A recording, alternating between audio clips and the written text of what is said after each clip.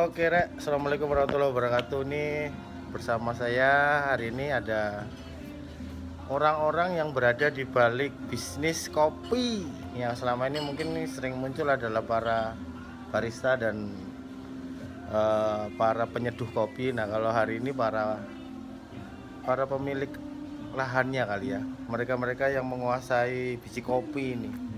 Baik, langsung aja kita kenalan sama mereka kawan-kawan kita.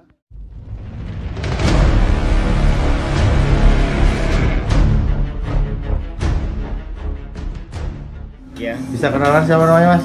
saya Wahyu Eko Purwanto, Oke, biasa dipanggil panggil Wahyu. Wahyu. Kalau yang satu Saya Habib, Mas. Abi. Habib. Habib ini berarti pemuka agama nih. Oh, bukan. Bukan. Biasa dipanggil siapa, Mas? Habib ya. Oke. Ini Mas Wahyu dulu atau Iya. Mas ini agak dekat kali ya biar nggak Ya, terlalu. siap. Ini di meja ini ada produknya jenengan ya. Iya, ini produk kopi lokal. Kopi lokal ini kopi lokal dari mana, Mas? Tiga kopi ini, satu ini dari Gunung Arjuna, Oke. kemudian ini Macan Jawara ini dari Anjasmoro. Ini sama juga Anjasmoro, cuma ini beda tempat. Ini dari Songgoriti, yang ini dari Ngantang. Oke. Produk lokal ya, Mas? Oke, Mas. Lokal. Terus ini prosesnya apa? Pakai dikasihkan ke ini apa? Luwak dan sebagainya itu bukan? Atau Iya, Mas. langsung Ini prosesnya? kebetulan kopi dari kebun itu langsung kita proses. Kebetulan kita sekarang lagi ke natural semua. Ibarat- Jenisnya apa topi? Kalau kebetulan yang tiga ini robusta. Jadi agak kecut. Kalau robusta malah cenderung bitter. Kalau arabica yang kecut. Oh, oke. Karena kalau arabica sebenarnya belum selesai panen untuk sekarang. Masih tahap pengeringan. Sehingga Ada tapi? Ada, Mas. Berapa hektar? Kalau luasan sih luas sekali sih. Kebetulan kalau di Arjuna ini di wilayah Batu kurang lebih 40 hektar Itu semua yang sampean punya? enggak, Mas, itu tergabung kepada beberapa kelompok atau LMD ya. Ada beberapa Ya, LMDH. kalau saya pribadi cuma ada 4 hektar. Ada 4 hektar. 4 hektar ya? Ya. Wow. Kenapa kopi? Kenapa nggak yang lain? Di Batu kan terkenal buah. Buah, apel, jeruk. Ya, jeruk, strawberry. Strawberry. Kenapa kok kopi? Ya, yang pertama sih kami kepingin mengangkat juga kopi lokal karena ada sejarah bahwa Batu ini juga dulu adalah kopi pernah ditanam di sini di kawasan Gunung Pandeman. Itu yang pertama. Kemudian yang kedua, beberapa kopi memang ideal di ketinggian, Mas, di atas 1000 meter ke atas, terutama arabica. Sehingga dengan adanya tanaman kopi yang tumbuh di tegakan atau daerah-daerah hutan di apa ya namanya, kita ngomongnya dataran tinggi, itu kita berharapnya nanti juga ada konservasi di situ karena sekarang terjadi permasalahan beberapa lahan itu yang memang rusak karena adanya pengolahan yang tidak padukan dengan lingkungan. Sehingga kalau tanaman komoditi kopi itu ditanam sekali dia mampu sampai 15-20 tahun. Oh gitu. Ya, beda dengan komoditas lain yang musiman ataupun hanya 6 bulan dia panen kemudian tanam lagi, merombak struktur tanah dan sebagainya. Itu sih. Ini kopi diekspor apa hanya untuk kebutuhan lokal aja? Kalau kopi kami sebenarnya sudah masuk ke Jakarta. Sampai ke Jakarta ya? Ke Jakarta. Kemudian Jakarta sendiri di trade in lagi masuk ke Singapura sampai ke Hong Kong. Wah. Jadi masih bisa dibilang pada saat dibawa ke Jakarta masih dalam kondisi mentah. Ya, Belum kebanyakan, packaging, belum siap. sekarang ini trennya memang siap ke coffee shop itu pasti punya namanya roastery. Roastery nyangre. Ya seperti itu. Sehingga kebanyakan komoditas mentah yang kita kirim kemudian di sana Berarti masih coklat, belum masih warnanya masih coklat ini atau kalau terang atau belum hitam ya? Istilahnya ada namanya green bean. Green bean, Ya, green bean. biji hijau ataupun kita ngomongnya Jawa OC. Jawa itu OC. dominan sih coklat agak abu-abu. Itu pun juga tergantung proses. Kalau natural atau dry proses biasanya agak kuning gading atau kuning pucat. Berapa lama Mas Ayu mulai usaha? Saya masuk ke kebun itu 2012. Sama dengan Mas Habib juga gitu? Oh, enggak. Kalau Mas Habib ini kebetulan dia salah satu coffee shop juga di Batu yang kebetulan juga memiliki keinginan juga mengangkat kopi lokal melalui kedainya dia. Oh, jadi punya kopinya juga? Iya. Nanti kapan-kapan kita main ke sana, Mas ya? Siap, silakan. Cerita itu ya soal tempatnya sampean. Boleh, Mas. Ya, ini saya tertarik dengan Mas Wahyu karena anak muda ngurusin kopi mentah. Iya. Biasanya kopi sudah di kafe. Apa yang mendasari itu, Mas? Ya sebenarnya kalau kita berhitung secara petani, Punya background keluarga petani kopi. sebenarnya dulu adalah petani apel malah. Banting setir, Banding kopi. setir kita ke kopi karena Nah. kita juga tidak menutup mata bahwa perkembangan industri itu dinamis, apalagi di industri pertanian juga. Kemudian salah satu kenapa kita kopi karena menurut kami memiliki nilai ekonomis. Karena saya sempat dulu ikut di tour travel agent dari luar juga, dia bilang bahwa kopi Indonesia itu sebenarnya permata yang masih terpendam seperti itu. Oke. Karena mereka bilang di negaranya mereka di daerah Nordik sana, dia dapat kopi itu harus dari Jerman atau Belanda. Wow. Sehingga kalau misalkan di Indonesia pun produksinya bisa bagus dan juga jumlahnya banyak, malah mereka bisa trade in langsung ke Indonesia seperti itu. Kemudian yang kedua, minuman terbanyak setelah air putih adalah yang diminum itu adalah kopi. Itu sampai survei ya? Ya berdasarkan Riset ya, benar-benar. kita membacanya di situ sehingga memperkuat minat dan keinginan kita sih seperti itu. Oke. Sehingga kalau udah dikatakan juga emas hitam lah kalau kopi. Mas hitam. Ya, karena produksinya perdagangannya itu adalah nomor 2 setelah minyak bumi. Sampai segitunya Sampai sampean segitunya. risetnya ya, luar biasa.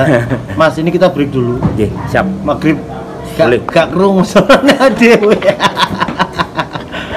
Aduh, oke kita break sebentar. Oke. Bisa cerita nggak Mas? Awalnya lobet. Lobet, Bos. Saya lobet gak apa-apa loh. Iya lobet nggak apa ya, nggak usah. Nggak tak edit loh ini kata lobet tadi terus. biar seru kan, biar seru. Monggo ke cerita mungkin 4 hektar jadi 50 hektar Mas. Sebenarnya 4 hektar itu kebun inti, Mas. Kebun inti itu kebun yang kebetulan kita kelola sendiri. Kalau yang 40 itu sebenarnya milik 40 hektar ya? 40 hektaran itu milik petani yang lain. Nah, itu gimana caranya? Kan Ya. nggak gampang itu deketin Ya petani. sebenarnya sih banyak cara sih ya Mas yang kita lakukan. Salah satunya adalah bagaimana pertama kalinya memang kita meningkatkan kualitas secara sendiri, maksudnya di kebun inti saya. Setelah kita sudah mencapai ke titik maksimal bisa nembus pasar Jakarta, otomatis kita bisa mampu untuk ngajak. Ibaratnya kita membuat patron dulu. Kalau misalkan saya belum aman, kemudian saya bantu ngamankan yang lain kan juga Bunuh diri ya, ya. seperti itu. Sehingga kita sudah aman, baru kita ngajak yang lainnya. Bisa nggak sampean saya bilang sebagai tengkulak gitu? Boleh saja sih Mas. Boleh saja nggak? Boleh saja. Kok nyerah gitu? Nggak Ya. maksudnya apakah harga yang sampean beli dari petani itu adalah harga pasar yang memang disepakati bersama atau harga yang sampean sendiri yang menentukan? Yang pertama di industri kopi, terutama di kawasan-kawasan seperti Indonesia, beberapa negara Amerika Latin, itu fungsi middleman masih perlu Mas. Ya. Broker. Tidak dipungkiri bahwa petani kecil atau smallholder itu biasanya masih menggantungkan diri kepada green buyer atau produser. Kalau di sini ngomongnya tengkulak, padahal sebenarnya tengkulak itu konotasinya juga nggak semuanya Jelek. negatif, ya. Karena kan berasal dari serapan kula. Kula itu artinya kalau di Jawa kan tuku, Tuku atau membeli ya seperti itu. Ya sehingga dulu memang awal ceritanya kita ngajak itu nggak semerta-merta harus kita ideal ke grade yang tinggi. Minimal mereka punya apa dulu, kualitasnya di mana, kita menghitungnya berdasarkan juga kebutuhannya kemana. Karena di kopi ada segitiga piramida itu yang jadi porsinya di mana kita menempatkan bisnis kita. Yang paling bawah adalah kopi pasar. Kopi pasar itu nggak peduli dia jenis apa, yang penting kopi. Kemudian ada lagi di atasnya adalah kopi industri. Kemudian di atasnya ada komoditi. Kemudian ada specialty, ada artisan. Sehingga nanti dari teman-teman yang kita ajak berdasarkan apa yang mereka punya, kita berharapnya nanti masuk kemana dulu untuk amannya. Kalau mereka kepinginnya nanti ada perbaikan harga atau kenaikan nilai, otomatis kita ajak lagi naik ke atas lagi stepnya. Kalau harga sih memang masih ditentukan oleh buyer sih sebenarnya. Susah nggak sih bina mereka ini kawan-kawan petani yang tadinya mungkin tahunya cuma kopi kering dijual tanpa quality yang ditata dan sebagainya, ini butuh waktu berapa lama? Saya mulai 2012 sampai sekarang ya kurang lebih di 8 tahun itu memang perkembangannya lambat. Perlambatannya sebenarnya satu, rata-rata petani kopi itu sebenarnya adalah petani marginal. Karena nggak mungkin kalau petani punya modal dia akan lari ke kebun atau berkebun, pasti dia akan ke persawahan atau komoditas lain yang ideal. Tapi saat dia harus menanam kopi, berarti otomatis dia tidak memiliki tanah ataupun lahan atau modal yang untuk dipakai pertanian. Sehingga rata-rata petani kopi meskipun 40 hektar tadi sebenarnya bukan hak milik dia, milik perhutani. Seperti itu. Kita numpang boleh berusaha atau bercocok tanam di kawasan situ. Sekaligus juga ikut membantu menjaga dan merawat kawasan situ. Itu ceritanya, Mas. Sewa pakai? Ya, sewa pakai.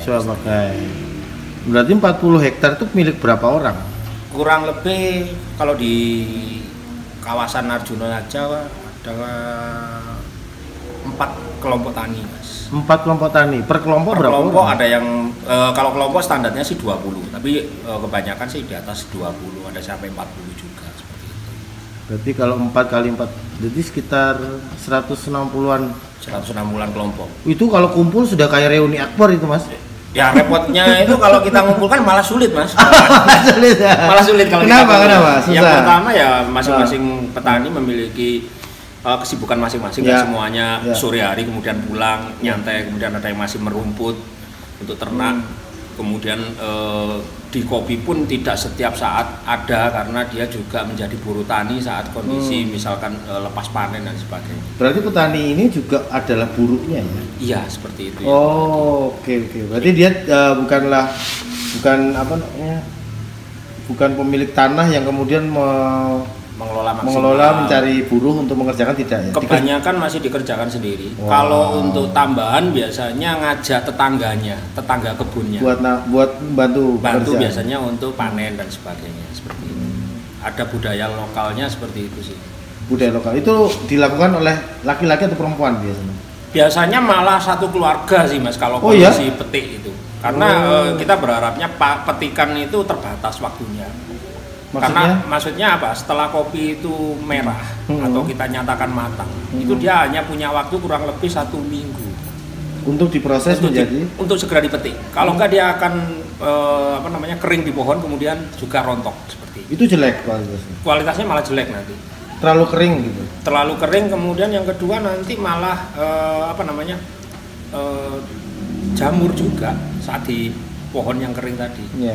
Belum lagi jatuh ke tanah juga permasalahan nanti. Sehingga memang sangat cepat dalam artian pemetikannya. Biasanya itu untuk satu kebun itu kurang lebih untuk 1 hektar aja butuh minimal 10 sampai 15 orang untuk mengerjakan untuk petikan perharinya seperti itu. Jenengan ini saya lihat luar biasa datanya ya. Apa kemudian pemahaman tentang produk kopinya juga detail? Apakah jenengan pernah ikut pelatihan? Kalau yang pertama sih basic awalnya kita masuk ke kopi itu sebenarnya gara-gara dulu kita ya sempat merantau. Kemana? Di Nusa Tenggara Timur, Nusa Tenggara Barat. Kebetulan waktu itu kita dikenalkan dengan namanya customer. Itu yang jauh-jauh dari Polandia. Itu kepingin ke Indonesia, itu kepingin tahu kebun kopi ataupun kopi dari Flores. Dia pernah minum di Jerman. Nah, saat dia ada kontrak kerja dengan salah satu perusahaan pertambangan, dia liburan malah kepingin diantar untuk ke kebunnya seperti itu. Cari kopi. Kepingin tahu aja, Mas. Pengen tahu proses. Padahal saya pernah minum berapa tahun yang lalu di Jerman seperti itu. Jadi orang Jerman ini sering minum kopi. Tapi belum pernah lihat pohon kopi. Belum pernah. Itu orang Polandia. Oh, Polandia, sorry. Minum kopinya di Jerman. Di Jerman. Saat ada tawaran kerja di Indonesia, dia menyempatkan diri saat liburannya. Kalau temennya lainnya kemana, dia malah nyari kebun kopi. Dan itu yang antar saya dan teman-teman sih. Akhirnya saya sendiri juga berpikir, kok bisa ya, dan seterusnya. Padahal kalau di kampungku dulu kopi ya wis, ibaratnya pokoknya dia tumbuh berbuah, nggak ada upaya lainnya. Karena memang bukan komoditas yang menjadi nomor satu. Saat itu. Lalu dari situlah sampean tergerak. Dari situ tergerak pulang, ternyata di sini kawasannya juga ideal. Yang pertama karena di dataran tinggi juga. Kemudian juga ada fakta sejarah, catatan maksudnya di kawasan Batu dulu pernah ada salah satu tuan tanah Belanda itu yang memang nanam kopi. Oh ya? Ya, sehingga dari kondisi geografis sama histori tadi itu kalau diklopkan sebenarnya bisa diangkat lagi kopi ini.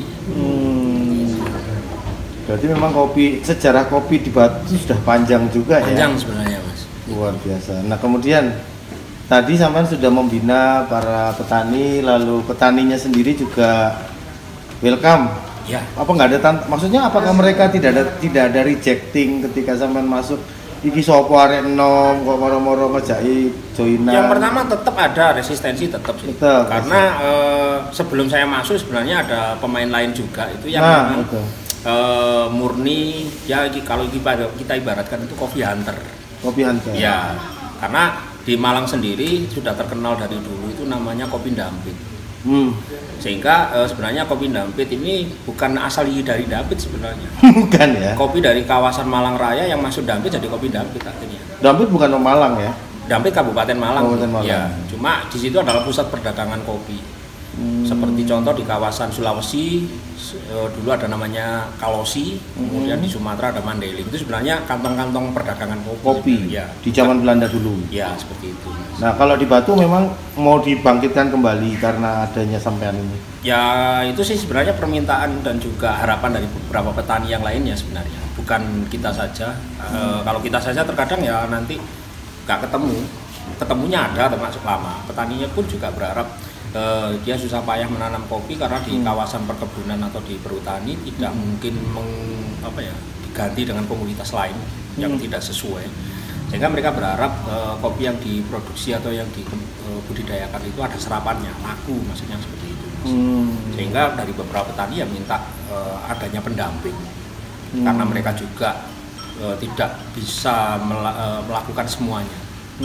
Kemudian yang kedua permasalahannya resistensi sebenarnya tenaga kerja yang kebanyakan sih usia non produktif sudah.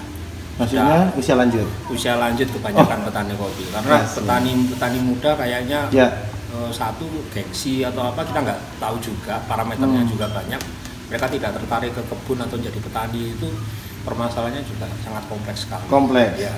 Apa bukan karena salah satunya sulit merawat kopi ini?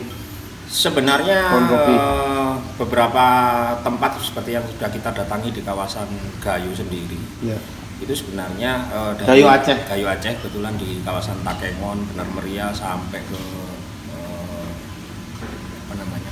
salah satu kota juga Aceh Tengah. Itu di sana bukan yang Aceh Tengahnya. Nah itu mereka sangat kuat sekali memegang tradisi ataupun budaya kopinya, sampai kopi yang paling enak adalah kopi Gayo. Sehingga itu yang menjadi keinginan kita juga. Bukannya kita langsung mengadopsi, enggak, kita juga menyesuaikan kondisi lingkungan dan juga budaya di sini. Ibaratnya kalau di Gayo saja mampu kok mengatakan bahwa kopi paling enak itu yang saya minum adalah kopi Gayo, masa di kawasan Batu sendiri tidak bisa seperti itu. Ini idealismenya Mas Wahyu nih. Ya, Mas Wahyu sudah menikah? Sudah Mas. Kalau bicara idealis kan nggak ada duitnya Mas. Ya idealis itu katanya sih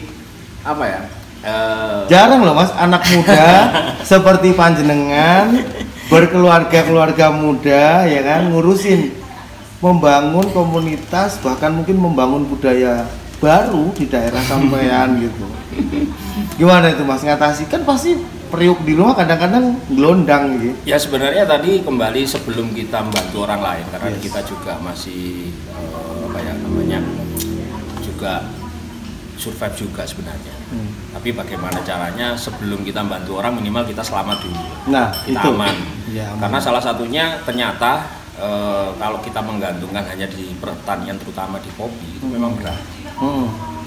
Saya melakukan namanya pola kerja yang juga terintegrasi dengan perkebunan. Wow. Kebetulan kita punya namanya peternakan kambing. Wow. Sehingga di situ kita bilangnya kalau trennya sekarang sih permaculture atau integrated farming system tahu Pak. Kalau itu sih sebenarnya kalau itu sebenarnya sudah diajarkan oleh nenek moyang kita juga bahwa petani itu biasanya juga ternak, karena petani itu yang dimakan tiap hari, ternak itu yang jadi celengan atau tabungan seperti itu. Itu yang sekarang ini juga mulai tidak dilanjutkan oleh generasi-generasi berikutnya. Padahal, tapi yang sampai lakukan di kopi itu kan musiman. Kopi itu kan nggak setiap hari bisa dipanen kan? Karena dia memang setahun sekali memang panennya. Yang kita lakukan sebenarnya adalah bagaimana kopi ini bisa kita kerjakan dalam 1 tahun. Oh, berarti setiap bulan bisa panen? Ya, maksudnya bukan panen. Ibaratnya seperti ini dari pengolahan kami. Itu kami memang ada kopi itu setelah dipetik panen itu selesai kering, sebenarnya ada waktu ideal itu kapan boleh atau di standarnya bisa dikonsumsi. Sehingga saat pengeringan 3 bulan ini sebenarnya juga kita memang treatment juga, dalam artian sampai ke menjaga suhu, kelembapan sampai ini. Jadi tidak cuma sekedar dijemur di atas panas gitu. Panas ataupun diterpal ataupun di. Nggak cuma sekedar itu. Seperti itu. Sekarang sudah ada teknologi itu atau bagaimana mengamankan kopi itu kering itu secara konsisten. Dia tidak kena panas pada siang hari yang drastis, kemudian malamnya dingin, itu malah juga akan fluktuatif juga. Sehingga sekarang rata-rata pengeringan kopi di beberapa processing itu sudah menggunakan penaung atau dalam artian dalam ruangan pengering. Di tempat jenengan sudah ada itu? Sudah, Mas. Kemudian ada namanya petani saat pengolahan juga nanti larinya ke sortasi. Bagaimana milih biji yang terbaik berkualitas berdasarkan ukuran, berdasarkan mutu fisik dan sebagainya.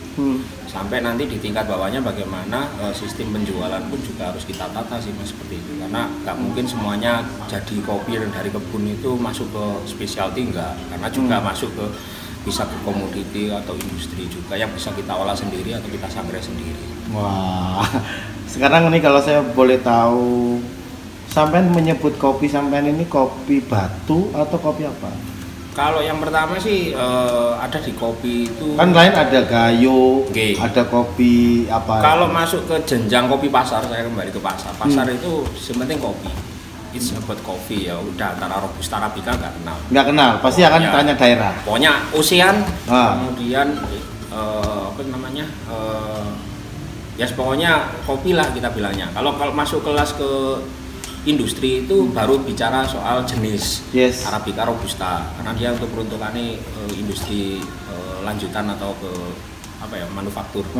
Kalau yang masuk ke tadi ada namanya komoditi, udah perdagangan ekspor impor. Di situ sudah mulai muncul tempat atau kita bilangnya origin. Berarti seperti kalau Jawa ini cukup ada Java itu udah orang luar negeri pun udah ini kopi Arabica dari Jawa. Kalau specialty udah naik lagi nambahnya, itu sudah mulai ada namanya sub origin atau region. Misalkan Java apa? Ada Java Puntang, ada Java Preanger, ada Java Arjuna seperti itu. Sehingga kalau kita menyebutnya sih Java Arabica, Java Arjuna. Arabica, Java Arjuna. Baru nanti ada ada regionnya. Lebih lagi. Batu, ada Malang, ada Pasuruan. Seperti itu. Ini hari ini yang 3 ini sudah mewakili 3 itu. 3 ini sebenarnya kita mengawali lagi karena dulu sempat kita buat namanya salah satu bentuk pendekatan kepada petani. Kita punya namanya ruang seduh rakyat dulu. Ruang seduh rakyat. Ya, yang intinya sebenarnya di situ kita mendekat malah bukan ke pasar. Kalau idealnya dulu kita buat semacam coffee shop atau warung kopi malah di dekat dengan customer. Misalkan di Malang, kita malah buat di Batu waktu itu. Coffee shopnya? Iya. Alasannya satu, supaya anak petani atau keluarga petani itu bisa main nggak jauh-jauh. Sehingga landasan berpikirnya cuma itu.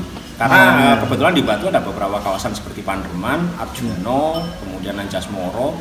Itu yang kapanpun kalau posisinya di Batu diajak ketemuan untuk kita ngobrol soal gimana kopi ke depan atau permasalahan apa yang terjadi di lapangan enak mengcovernya, sehingga dulu kita buat itu sebenarnya tujuannya kita memang mendekat Ke pasar. ke petaninya, Mendekat ke petaninya. sehingga kemudahan tempat tadi tujuannya adalah mempercepat komunikasi, sehingga nanti misalkan ada Masih jalan nggak rumah seduh itu? kalau dulu sih kita sebatas project tes ombak.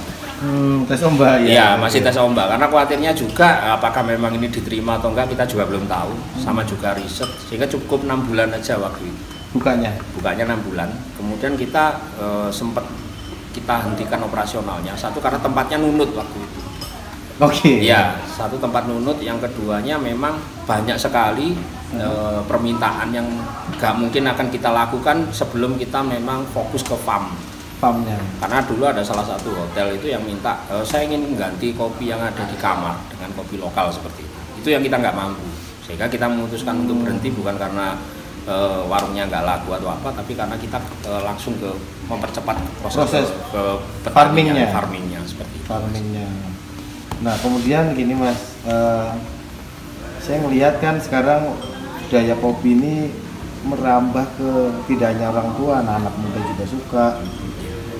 Strateginya gimana nih supaya sampai bisa segera dikenal kopi Robusta Batu ya? Ya, memang yang sementara ini yang kita arahkan memang Robusta karena yang sudah siap. Karena Robusta biasanya panennya itu akhir tahun, sehingga sekarang masih ada stok. Kalau Arabica biasanya sekarang masih panen, sehingga belum memungkinkan untuk kita bawa atau kita olah karena masih serta pengeringan. Kalau strateginya satu, kita harus proaktif, maksudnya apa? Di situ kita. Sampai berapa orang timnya nih? Saya pengen tahu nih. Kalau kayaknya kok banyak sekali yang dikerjakan. Sebenarnya kalau tim itu kembali ke apa yang dikerjakan tadi, benar Mas. Ya. Sehingga ada beberapa kawasan itu yang memang harus dihandle oleh pendamping. Oke. Sehingga misalkan untuk kawasan kayak PPL begitu. Ya, modelnya seperti itu. Ada volunteer itu yang memang khusus dan menangani daerah situ. Oh, ini volunteer? Ada volunteernya Mas. Oh, berarti mereka datang karena sebenarnya kembali ke teman-teman lokal Batu sendiri yang pernah kerja ataupun sudah masih bekerja di industri kopi. Tapi mereka peduli dan tertarik untuk bagaimana saya sebagai orang Batu juga ingin mengangkat kopi lokal itu sendiri. Sehingga seperti contoh yang Songgoriti sama Ngantang ini sebenarnya mereka bukan petani malahan.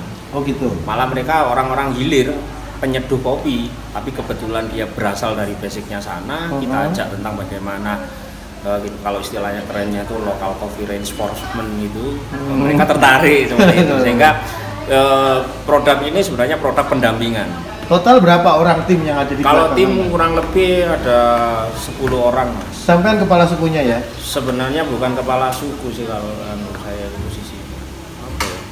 Manajer?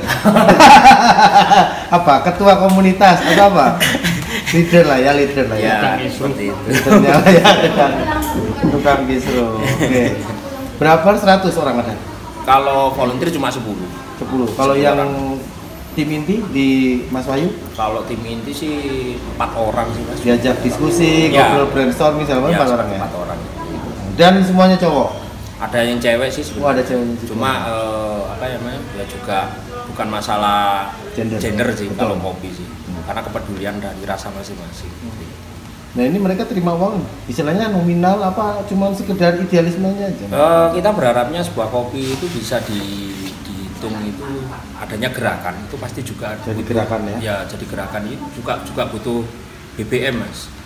Sehingga karena memang kita nirlaba, fokus utamanya sebenarnya bukan bagaimana kopi ini dibeli dengan murah kemudian kita dapat tinggi, enggak.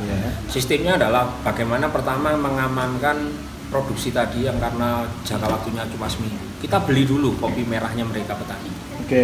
Kita selamatkan dulu investasi selama dia berkebunnya. Setelah setelah itu kita beli aman, baru kita olah. Setelah olahan ini nanti selesai laku, baru kita bagi. Ada pos yang memang untuk bagaimana nanti pembibitan. Ini dibagi dengan tim? Maksudnya ada nilai yang tadi dibagi dengan tim dan petani lagi. Oh, petani dapat nilai lagi setelah iya, tambahan seperti itu. Dapat 2 kali berarti 2 kali. Karena Wah. kebetulan kalau di budaya kita terutama di masyarakat kecil itu kan bukan akhir tahun Mas. Kalau perusahaan biasanya pembagian dividen tahun akhir tahun SAU. Kalau kita kan mengikuti masa seperti lebaran. Masa lebaran, ya, oke. Apalagi ono meneh selak Mas, kopi selak. Kopi selak ya Mas. Yo selak digawe selametan. Selak digawe nyepalano anake. Sampai selak digawe. Kopi selak itu ya. Kopi selak budaya ini nggak ada kan di tempat lain. Nggak ada Mas. Dan itu yang bangun sampai atau memang sudah jadi budaya di Ya Batak? sebenarnya kita ngikut sih Mas. Ikut yang Ya, sudah ada. karena biasanya kenapa tadi ada istilah middleman tadi, memang rata-rata petani itu menggantungkan nasibnya itu pada mereka. Memang ada yang negatif yang seperti di Ijon, tapi ada yang memang bagus itu dipinjami Mas. Biasanya untuk anaknya mau sekolah, jaminannya adalah nanti hasil panen kebunnya. Berarti LSM atau koperasi atau perusahaan sampai menamakan Kalau komunitas? kedepannya sih sebenarnya mau koperasi sih. Koperasi ya. Cuma karena memang kita sendiri kan masih belum konsisten dalam artian fokus ke sana. Kita masih sebatas on farm. Kalau nanti timnya juga semakin lama semakin nambah dan sebagainya, kita juga nggak mungkin akan tetap di posisi ini seterusnya gitu seperti itu. Sekarang kalau bicara Di Surabaya buka kafe nih enggak? bisa rumah saya itu. Iya tak? Bisa Pak rumah Air saya. kondisi kan. Rumahnya ini keren. Air kondisi kan. Boleh, Pak. Ya, Ya, Lagi nggak apa-apa. Ini kan uniknya Kaliwatu Institute ini. Kopi dulu baru dunia. Ini Pak Ro dan Pak Ya. Arif. ngopi dulu baru dunia. Aku dulu. Baru setelah pagi minum kopi baru bisa merasakan dunia. Sekarang yang terakhir Mas, Kopi Gimana? surga. sampean punya mimpi apa dengan kopi batu ini? Oh, ya ada apa? Ya sebenarnya kalau mimpi sih Mimpi. terlalu jauh sih Mas. Ya kita berharapnya Sebesar apa ini nanti cita-cita ini mau dibangun? ya minimal orang Batu sendiri bangga dengan punya komoditas kopi. Yang kedua adalah dia bisa meminumnya setiap saat. Sehingga kita nggak berharap ini nanti bisa laku terjual sampai ekspor, enggak. Yang penting orang Batu bisa menikmati komoditas asli daerahnya. Dalam artian ya itu tadi ada kebanggaan nilai dan juga kebanggaan bahwa materi kopi ini sebenarnya juga memungkinkan untuk sebagai salah satu Tapi penambah penikmat sumber kopi asli ini kan karena processing dan sebagainya jadi mahal Mas. ya. Sedangkan Batu adalah tempat wisata. Oke. Apakah itu tidak menjadi salah satu tujuan sampean juga untuk mengenalkan? Selama ini memang belum bisa menggarap secara menyeluruh memang karena memang keterbatasan juga dari kapasitas produksi. Bukan karena tidak ada yang marketingin ya? Iya, Lebih karena kapasitas produksi. produksinya masih belum mampu kalau kita Per kali panen berapa ton?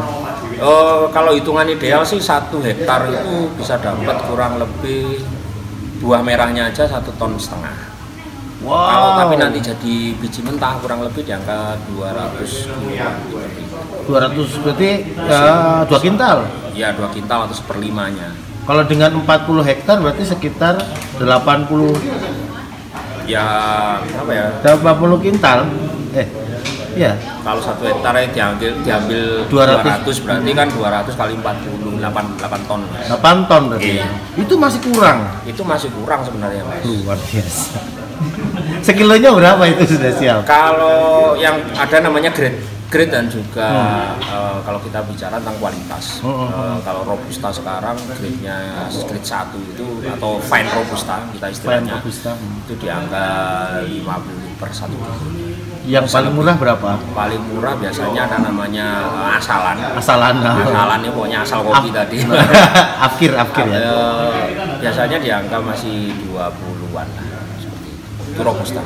Tapi kalau arabica specialty aja sekarang di angka 80 90 per 1 kilo. Kalau bicara tentang sekarang artisan sudah di atas 100. Dan semua segmen itu sampai coba jajaki. Sebenarnya bisa saja Mas, cuma karena Sekarang ini yang sampai jajaki berarti yang masih di pasar atas dulu. artisan. Artisan sampai specialty. Karena itu yang cepet masukin Karena ya memang satu kita nyarinya sih kualitas produk yang kita kejar sehingga harus ketemu dulu pembelinya, karena kebanyakan pembeli yang trade-in-nya ataupun direct trade-nya itu langsung ke petani atau pengolah itu biasanya coffee shop atau roastery yang memang nyari artisan ataupun specialty seperti itu. Nah ini yang terakhir sekali, yang membedakan Robusta sampean dengan Robusta lain, atau istilah kata ini kan beberapa penonton saya juga ada yang mungkin tertarik untuk mau menempatkan kopi sampean di dalam salah satu menunya.